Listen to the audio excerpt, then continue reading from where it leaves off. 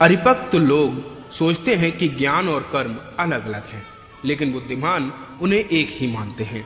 मनुष्य अपने कर्म ज्ञान के अनुसार ही करता है। मृत्यु के समय आत्मा केवल देह त्यागती है, अपना अस्तित्व नहीं। इसलिए मृत्यु को लेकर कोई भी भय पैदा मत करो।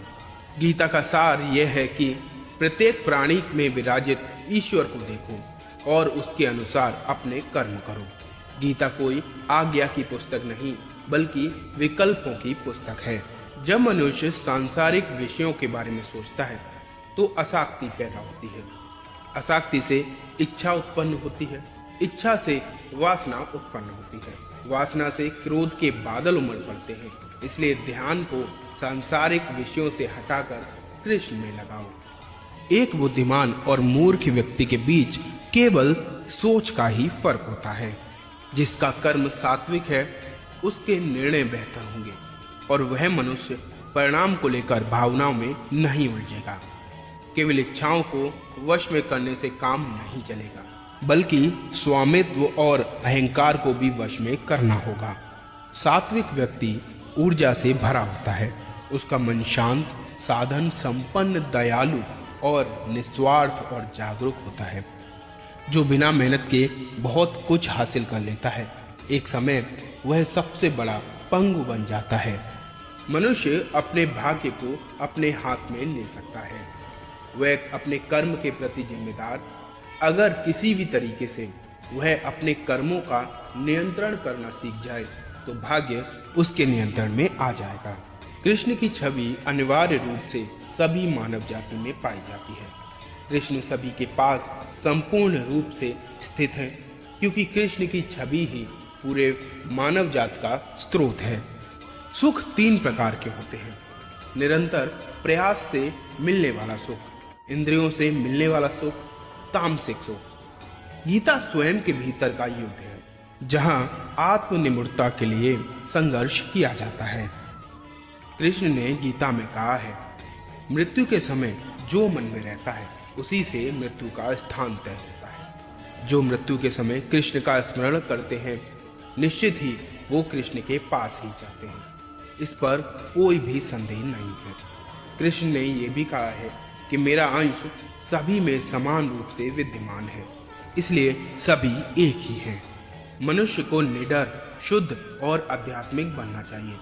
जीवन का आनंद लो, उदार दिल से बातें करो, किसी पर क्रोध मत करो, किसी का अहित मत सोचो और सभी से सद्भाव के साथ पेश आओ। कर्म का नियम कहता है कि प्रत्येक घटना का एक कारण और एक प्रभाव होता है।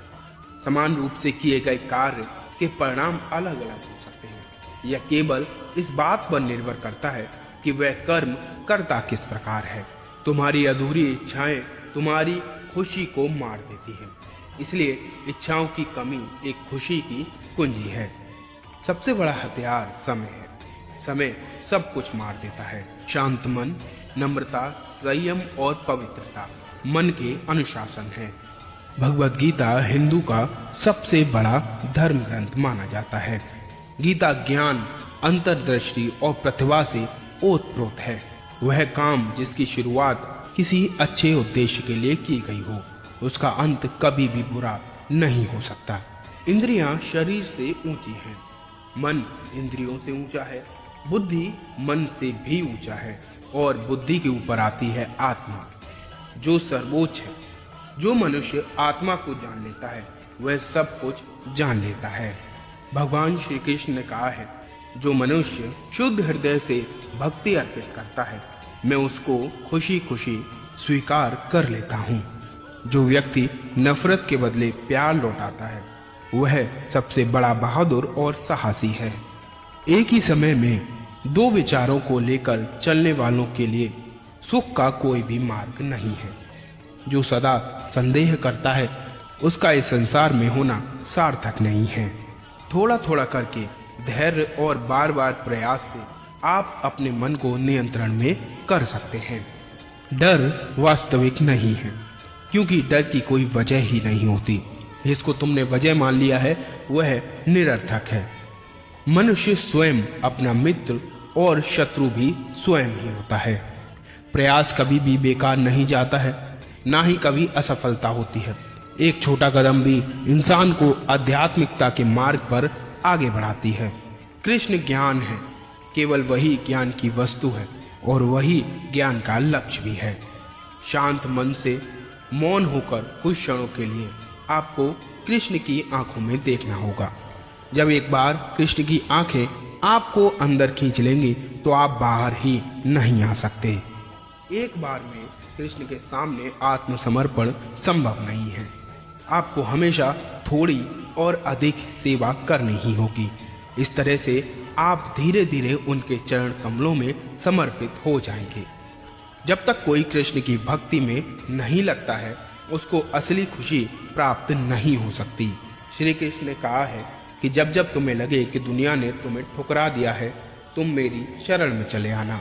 मैं हमेशा भक्तों के इंतजार में रहता हूँ। जो मनुष्य मुझे अजन्मा, अनादि, समस्त लोगों के परमेश्वर के रूप में जानता है, वह मनुष्य के बीच में रहकर भी सब पापों से मुक्त हो जाता है। भगवान श्री कृष्ण प्रेम के अवतार हैं, जो सर्वश्रेष्ठ हैं। जय श्री कृष्ण।